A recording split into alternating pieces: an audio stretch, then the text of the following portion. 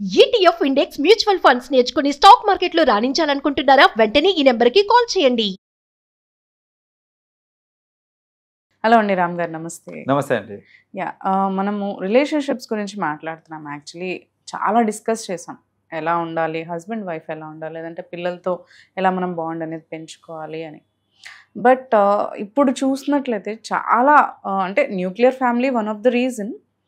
But మనకి అంటే ఫ్యామిలీలోనే కలుసుకోవడం కాకుండా బయట వాళ్ళతో కూడా ఎవరు అంతగా కలిసి ఉండట్లేదు. అప్పట్లో అంటే మనకు కొంచెం ఊర్లు చిన్నగా ఉండేవి, ఈ ఇంట్లో ఏం జరిగింది ఈ ఊరు మొత్తం తెలిసేది. ఒకరు ఏదైనా బయటికి వెళ్ళినా మాట్లాడినా ఏం జరిగినా ఒక్క వర్డ్ ఇక్కడ మాట్లాడారంటే ఊరంతా తెలిసేది. ఇప్పుడు అసలు ఒక పర్సన్ అంటే ఆపోజిట్ నైబర్స్ కూడా అసలు ఆపోజిట్లో ఎవరున్నారో కూడా తెలియదు. అంటే పేరేంటి, అసలు వాళ్ళు ఏం చేస్తున్నారు, ఉన్నారా లేదా అనేది కూడా తెలియట్లేదు.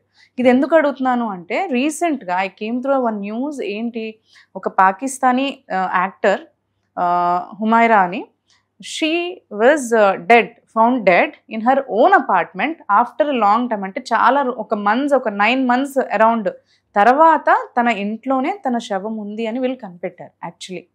అంటే అంత అసలు ఒక పర్సన్ ఒక 10 days ఆర్ 1 month మిస్ అయినా ఎవరో ఒకరు ఫ్రెండ్స్ ఆర్ ఎవరో ఒకరు అడుగుతారు, యాక్చువల్లీ కనిపెట్టడానికి చూస్తారు. ఇంతవరకు తను అలాగే తను ఉందా లేదా అనేది కూడా తెలియని పరిస్థితిలో ఉంది అంటే అసలు ఏమనుకోవాలి దీన్ని? డెఫినెట్లీ సొసైటీ చాలా చేంజ్ అయిందండి. ఇంతకు ముందు ఆ కన్సర్న్ అనేది ఉండేది, నైబర్స్ మీద కానివ్వండి, లేకపోతే తోటి వాళ్ళు, అది ఎవరన్నా కానివ్వండి, తోటి మనుషుల మీద ఎంతో కొంత కన్సర్న్ అనేది ఉండేది. కరెంట్ టైమ్స్లో ఎట్లా అయిపోయిందంటే, నాది నేను చూసుకోనికే నాకు టైం దొరకలేదు, ఇంకా నేను వేరే వాళ్ళు నేను పట్టించుకుంటా అనే స్టేజ్లో ఉన్నారు. Like generally if you question, నా టెన్షన్స్ నా స్ట్రెస్ నాకు ఎక్కువగా ఉంది, దట్స్ వాట్. ఇప్పుడు అరే ఏంద్రా మీ పక్కనే ఎవరున్నారా, అరే నా లొల్లే నాకు సరిపోతుంది, పక్కన వాళ్ళు నాకెందుకు అని ఈ స్టేజ్లో ఉన్నారనమాట కరెంట్లీ.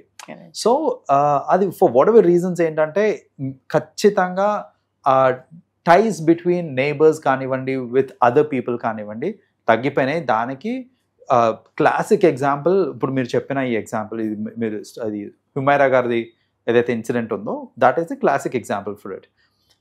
ఆమె ఒక సెలబ్రిటీ అండి. ఎగ్జాక్ట్లీ. ఒక సెలబ్రిటీ అయితే ఆబ్వియస్లీ సోషల్ మీడియా హ్యాండిల్లో చాలా మంది ఫాలో అవుతుంటారు. ఆమెని కలవడానికి ఎంతో మంది ఇష్టపడతా ఉంటారు. సో ఆమెని కలవాలని అనుకుంటున్నారు, at the same time social మీడియాలో చాలా మంది ఫాలోవర్స్ ఉన్నారు. ఇంటి చుట్టుపక్కల వాళ్ళు కూడా ఎప్పుడెప్పుడు కనిపిస్తుందా అని చూస్తూ ఉండే వాళ్ళు చాలా మంది ఉంటారు. అలాంటిది ఆమె చనిపోయిన 9 months వరకు కూడా ఎవరికి తెలియలేదు అని అంటే, ఇమాజిన్ ఎంత వర్స్ సిచ్యువేషన్లో ఉన్నాము మనం. అయితే చాలామంది ఏంటంటే, ఇదేదో పాకిస్తాన్లో జరిగింది కదా, why are we even talking about it అని అనుకుంటారు. ఇది పాకిస్తాన్లో జరిగింది, డజంట్ మీన్ ఇండియాలో జరగదు అని కాదు. రేపు పొద్దున మనం కూడా ఇదే సిచ్యువేషన్ ఉండే ఛాన్సెస్ ఉన్నాయి మనకి. ఎవరు అంటే ఇప్పుడు కూడా ఎవరితో కాంటాక్ట్ లేకుండా ఉన్నారేమో, మనకు తెలియదు మేబీ. ఎగ్జాక్ట్లీ. యాక్చువల్లీ ఇక్కడ నా డౌట్ ఏంటంటే, తన సర్వెంట్ కానీ, సెక్యూరిటీ గార్డ్ కానీ, వాచ్మెన్ కానీ ఉండలేరంటారా ఎవరు అసలు? ఆమె లైఫ్ని తను ఎట్లా లీడ్ చేసింది అని అంటే, ఫస్ట్ ఆఫ్ ఆల్ ఆమె ఈ ఇండస్ట్రీలో రాగానే ఇంట్లో వాళ్ళు యాక్సెప్ట్ చేయలేదు. లైక్ తను ఒక యాక్టర్ అవుతానన్నప్పుడు ఇంట్లో వాళ్ళు యాక్సెప్ట్ చేయలేదు. దానివల్ల ఏంటంటే, ఇంట్లో వాళ్ళందరినీ వదిలేసుకొని తను బయటకు వచ్చేసి సోలోగా ఉంటుంది. ఆమె ఏంటంటే, మా ఇంట్లో వాళ్ళే నాకు సపోర్ట్ చేయట్లేదు అనే ఒక బాధ వల్లనో, మరి ఇంకో ఏ రీజన్ వల్లనో కానివ్వండి, చాలా ఐసోలేటెడ్ లైఫ్ బ్రతికేస్తాను. అంటే జనరల్గా ఎక్కువ ఫ్రెండ్స్ని ఇన్వైట్ చేసుకొని ఫ్రెండ్స్తో పార్టీ చేసుకోవడం అలా ఏం లేకుండా, షూటింగ్ ఉన్నంత కాలం షూటింగ్ చేసుకోవడము, ఏమి లేదు అన్నంత కాలం ఇంట్లో కూర్చోవడం, అంతే. జస్ట్ ఇంట్లోనే కూర్చోవడం, ఫ్రెండ్స్ని కూడా కలవడం, అలాంటిది ఏమీ లేదు, నథింగ్ యాజ్ సచ్. ఒక మెకానికల్ లైఫ్ లీడ్ చేస్తుండే ఆమె. ఏంటంటే పని, ఇల్లు, అంతే. ఇంకో రెండవ థింగ్ లేదనమాట, ఫ్రెండ్స్ లేవు, అట్లాంటి ఏం లేవన్నమాట ఇంకా. అందుకనే ఆమె చనిపోవడం కూడా ఎంత ఆశ్చర్యం అంటే, పోనీ ఏమైనా ఎఫ్ఐఆర్ వల్ల చనిపోయిందా అని అంటే లేదు, ఎఫ్ఐఆరే లేదు ఆమెకి, ఎవరితోటి తిరిగేది కాదు. పోనీ ఎవరినైనా చంపేశారా అంటే ఎవరితో అంత గ్రడ్జ్ పెట్టుకునే అంత ఇది కూడా ఎవరు లేదు. సో అదొక మిస్టరీ లాగా అయిపోయింది. బట్ దీంట్లో మనం ఏమి గ్రహించవచ్చు అని అంటే, ఆమె లైఫ్ ఆమెకు నచ్చకపోవడం బేసిక్గా. సో ఇప్పుడు చూడండి, ఎవరికన్నా సరే లైఫ్లో ఎంతో కొంత సరదాలు అనేది ఉండడం ఇంపార్టెంట్ మనకి. సో ఆమె లైఫ్లో అసలు సరదాలు అనేది లేకుండా అయిపోయింది. సో ఇప్పుడు ఫ్యామిలీ మెంబర్స్తో సరదాగా ఉందామా అంటే లేదు, కుదరదు. ఫ్రెండ్స్ అంటే ఫ్రెండ్స్ని రాని మనం ఫ్రెండ్స్ ఎవరు లేరు, ఇంట్లో కూర్చొని ఎంతసేపు అంటే టీవీ చూసుకుంటూ కూర్చుంటారు, బోర్ Exactly. కొట్టేస్తుంది అది. సో అలా ఏంటంటే నాకు తెలిసి తనకు తానే సూసైడ్ చేసుకునే అంటే ఛాన్సెస్. అలాంటి కైండ్ ఆఫ్ మెంటాలిటీ ఎందుకు డెవలప్ అవుతుంది అంటారు అసలు? అంటే ఎవరితో మాట్లాడకుండా, అసలు ఎవరితో కలవకుండా, అసలు అంటే ఎవ్రీ పర్సన్ ఒక్కొక్కసారి లోన్లీ అనిపిస్తుంది. ఒక పర్సన్తో మాట్లాడాలి, అట్లీస్ట్ ఒక ఫ్రెండ్తో కూర్చోవాలి, ఒక 1 or 2 hours బయటకు వచ్చి కొన్ని డేస్ తర్వాత అనిపిస్తుంది. Right. ఇట్లాంటి మైండ్ సెట్ డెవలప్ అవడానికి గల కారణం ఏంటంటే వాళ్ళ పర్సనల్ ఎక్స్పీరియన్సెస్ ప్రైమరీ రీజన్ ఉంటుందండి. సో జనరల్గా ఏంటంటే పర్సనల్ ఎక్స్పీరియన్సెస్ వల్ల చాలా మంది వాళ్ళు ఐసోలేట్ చేసుకుంటా ఉంటారు. ఫర్ ఎగ్జాంపుల్, ఇప్పుడు నేను ఏదో బాధలో ఉండి నా బాధ నేను ఎవరో ఫ్రెండ్తో షేర్ చేసుకున్నాను, నాకు హెల్ప్ దొరుకుతుంది అనే ఒక ఎయిమ్ తోటి, లేదా అట్లీస్ట్ కొంచెం లైట్ ఫీలింగ్ వస్తుంది అనే ఎయిమ్ తోటి నా బాధ నేను ఎవరితోటో షేర్ చేసుకున్నాను. బట్ షేర్ చేసుకున్న తర్వాత ఆ పర్సన్ దీన్ని వేరే వాళ్ళకి చెప్పడము, లేదా ఈ ఇన్ఫర్మేషన్ మిస్యూజ్ చేసుకోవడము, ఇలాంటిది జరగడం వల్ల ఒక్కసారి కాదు మల్టిపుల్ టైమ్స్ జరిగింది నాకు సేమ్ ఇట్లాంటిది. లైక్ అప్పుడు ఏమవుతుంది అంటే నాకు ట్రస్ట్ అనేది పోతుంది. లైక్ ఇప్పుడు నాకు ఎవరు వద్దు, ఎవరు అవసరం లేదు, నాది నేను ఉంటాను. బికాజ్ ఎవరితో చెప్పుకుందాము అని అనుకుంటే వాళ్ళు దాన్ని అడ్వాంటేజ్గా తీసుకొని, ఆ ఇన్ఫర్మేషన్ అడ్వాంటేజ్గా తీసుకొని, లేదా ఎవరికి చెప్పొద్దు అని చెప్పిన ఇన్ఫర్మేషన్ నలుగురికి చెప్పేయటము, ఇలాంటి పర్సనల్ ఎక్స్పీరియన్సెస్ 1-2 తగిలినాయి అనుకోండి స్ట్రాంగ్గా, అప్పుడు ఏంటంటే వాళ్ళు ఇంకా ఐసోలేట్ అయిపోతారు అనమాట. వాళ్ళు ఇంకా జనాలలో కలవడానికి అస్సలు ఇష్టపడరు వాళ్ళు. రెండోది, వాళ్ళు చెప్పుకున్నప్పుడు వచ్చే రెస్పాన్స్ ఏదైతే ఉందో అది అప్ టు మార్క్ లేకపోయినా కూడా వాళ్ళు ఐసోలేట్ చేసుకుంటారు. సో ఇప్పుడు నేను ఒక విషయం చెప్తున్నాను నేను మీకు, అది చెప్పడం వల్ల మీరు నాకు అప్రిషియేట్ చేయడమో లేకపోతే మీరు నాకు సపోర్ట్ చేస్తారు అనుకొని నేను చెప్తున్నాను, కానీ మీరు అరే కాదు నువ్వు చేసింది తప్పు అని నన్ను మీరు మళ్ళీ అలాంటివి అన్నీ చేశారనుకోండి, అప్పుడు ఏంటంటే నేను చెప్పుకోవడానికి కూడా ఇంక ఇష్టపడను. అంటే I don't even want people to be with me. So అలా వేరియస్ రీజన్స్ వల్ల ఏంటంటే ఆ ఐసోలేషన్ అనేది అవుతూ ఉంటుంది. బట్ ఆ ఐసోలేషన్లో ఉన్నప్పుడు అది ఒక పెద్ద టార్చర్ అండి. ఎందుకంటే జస్ట్ ఇమాజిన్ ఒక 3 days 4 days ఎవరితో మాట్లాడకుండా ఇంట్లో కూర్చో, అండ్ ఎవరితో అసలు ఫోన్ కాల్స్ వద్దు, బయటికి పోవద్దు, ఇంట్లోనే కూర్చో, ఇంట్లోనే తిను, ఇంట్లోనే పనుకో అంటే అది టఫ్. మనం కరోనా టైంలో చూసాం కదా. అదే అంటున్నాను, ఎవరో ఒకరు ఫ్యామిలీ మెంబర్ ఉన్నారు కాబట్టి కొంతమందికి సరిపోయింది. సింగిల్ గా ఉన్న వాళ్ళు చాలా మెంటలీ డిప్రెస్ అయ్యారు అసలు ఆ టైంలో. అవును, ఇప్పుడు కరోనా టైంలోనే చూసుకున్నాం కదా, ఎంత మంది డిప్రెషన్ కి లోన్ అయి ఉన్నారు ఆ టైంలో.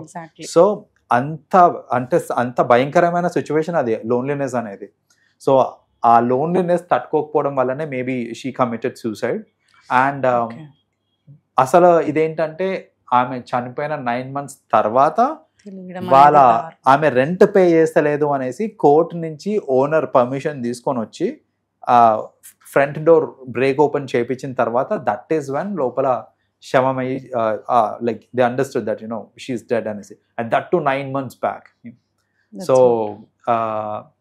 చూడండి, ఒక పర్సన్ ఎగ్జిస్టెన్స్ ని కూడా గుర్తించట్లేదు అని అంటే మన సొసైటీ ఎక్కడ పోతున్నట్టు. ఇప్పుడు ఒకళ్ళు కనిపించట్లేదు అనగానే ఒక థాట్ అన్న రావాలి, కాల్ చేద్దాము, లేకపోతే ఏమైంది, వాళ్ళ ఫ్రెండ్స్ ని, వాళ్ళ ఫ్యామిలీ మెంబర్స్ కూడా అట్లనే ఉన్నారు. ఇప్పుడు పోలీసులు చెప్పేదాకా దట్ మీ అమ్మాయి చనిపోయింది అనేసి they didn't even know. And చనిపోయింది తీసుకెళ్ళండి బాడీ అంటే మాకు వద్దు అంటే, అరే మీకు ఎంత అన్నా ద్వేషం ఉండొచ్చు, అంటే అంత వాళ్ళు అంత ఎనిమిటీ ఆర్ అంత గ్రడ్జ్ ఆ అమ్మాయి మీద పెట్టుకున్నందువల్లే తన మైండ్ కూడా తన హార్ట్ కూడా అంత హార్డ్ అయిపోయి ఉంటుంది అంటారా? That's what. ఇప్పుడు ఆమె ఆ లోన్లీ లైఫ్ లీడ్ అవడానికి రీజనే మాకు క్లియర్ గా కనిపిస్తుంది ఇక్కడ. అంటే ఆమె మృతదేహాన్ని కూడా వాళ్ళు యాక్సెప్ట్ చేయడానికి రెడీగా లేరు. మాకు అవసరం లేదు, మీరు అంతా కావాలంటే మీరే ఫార్మాలిటీస్ అన్ని కంప్లీట్ చేసేసుకోండి, మాకు అవసరం లేదు అనేసి, చనిపోయినాక కూడా అవసరం లేదు అని అంత కఠినంగా వాళ్ళు మాట్లాడుతున్నారంటే ఇమాజిన్ వాళ్ళ వర్డ్స్ ఎంత కఠినంగా ఉండొచ్చు ఆమెతో మాట్లాడినప్పుడు, లేకపోతే ఆమెతో డీల్ చేసినప్పుడు. First of all they are also very emotionless అసలు. That's what. సో ఇలాంటి చెప్పాను కదండి, ఇలాంటి ఏంటంటే ఇన్సిడెంట్స్ వాళ్ళు ఫేస్ అయినప్పుడు, ఇలాంటి పీపుల్ తోటి ఇంటరాక్ట్ అయినప్పుడు ఆబ్వియస్లీ వాళ్ళకి ఏంటంటే నాకు ఇంక ఎవరు అవసరం లేదు లైఫ్లో, నేను ఒక్కరినే నాకు I don't need any company అనేసి ఈ థాట్స్ అన్ని రావడానికి ప్రైమరీ రీజన్ అది. అండ్ ఇక్కడ మనం ఇంకోటి కూడా మాట్లాడుకోవచ్చు, అంటే మన కంట్రీస్లో కూడా అమ్మాయిల్ని కొంచెం తక్కువగానే చూస్తుంటారు, బట్ పాకిస్తాన్లో కూడా ఇంకా అమ్మాయిల్ని చాలా డిస్క్రిమినేషన్ ఉంది అనుకుంటాను. అక్కడ ఇంకా ఇంకో నెక్స్ట్ లెవెల్లో ఉంటుంది. ఇప్పుడు మన దగ్గర అట్లీస్ట్ ఎంతో కొంత చూస్తున్నాం, ఇంప్రూవ్మెంట్ అనేది చూస్తున్నాం మనము. కంప్లీట్ ఇంప్రూవ్మెంట్ అయితే రాలేదు ఖచ్చితంగా. Exactly. ఇప్పటికీ కూడా అమ్మాయిలు వర్క్ చేస్తా అంటే యూనో పెళ్లి సంబంధాలు అప్పుడు చాలాసార్లు చూస్తూ ఉంటాను. అమ్మాయి మాకు ఓకేనండి, మేము పెళ్లి చేసుకుంటాం, కానీ పెళ్ళైనాక అమ్మాయి Job ఉద్యోగం చేయడం. మానేసేయాలి. Correct. సో అమ్మాయి ఉద్యోగం అంటే ఆ రెస్ట్రిక్షన్ అనేది ఇంకా మన దగ్గర కనిపిస్తుంది. ఉంది. నేను జస్ట్ ఒక ఎగ్జాంపుల్ ఇచ్చాను, అలాంటివి ఎన్నో ఉంటాయి. అది ఇప్పుడు చదివించే విషయంలో కూడా ఒకటే పేరెంట్కి ఉన్న ఇద్దరు పిల్లలకి అబ్బాయి అమ్మాయికి డిఫరెంట్ కైండ్ ఆఫ్ ఎడ్యుకేషన్ ఇస్తూ ఉంటారు. Exactly. సో అబ్బాయి అంటే సరే ఇంజనీరింగ్ చేపిద్దాము, డాక్టర్ చేపిద్దాము, అంత బాగానే ఉంది. అమ్మాయి అనుకో ఎందుకు ఖర్చు వెళ్ళిపోతుంది కదా ఎట్లాగో ఇంట్లో నుంచి అని థింక్ చేసే వాళ్ళు అండ్ ఇంకా పెళ్లి చేసుకుంటే ఎలాగో హస్బెండ్ చెప్పిందే చేసుకోవాలి, తనకి ఎందుకు ఇంకా ఓన్ ఐడెంటిటీ అన్నట్టు అయిపోతుంది. That's what. సో మన దగ్గర కూడా ఆ ఆపరేషన్ ఆఫ్ ఉమెన్ అనేది ఇంకా ఉంది, కానీ పాకిస్తాన్లో అది ఇంకో నెక్స్ట్ లెవెల్లో ఉంటుంది. అది దాని for the community that they are in ఏంటంటే ఆ ప్రెషర్ ఇంకా ఎక్కువ ఉంటుంది. కాబట్టి వాళ్ళు ఎంచుకున్న ఫీల్డ్కి తగ్గట్టు వాళ్ళకి సపోర్ట్ అనేది రావడం చాలా కష్టం. థ్యాంక్ యూ రామ్ గారు, thanks for coming to the studio. You welcome.